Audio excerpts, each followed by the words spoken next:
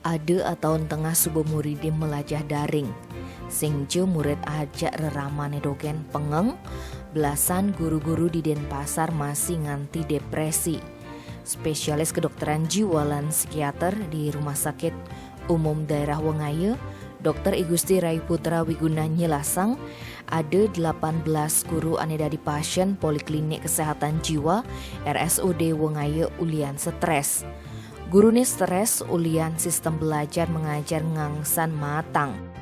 Sing je guru ane umurnya lebih teken petang dasa tiban dogen ane stres, ada masih guru ane usiane betenan ken 3 lima milu pengeng. Ni ulian sengidang komunikasi aja anak didik.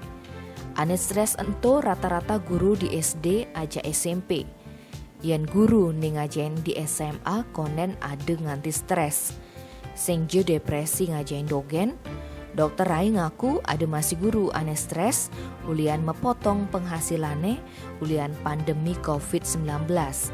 Ne biasane guru sekolah swasta ane ngalamin.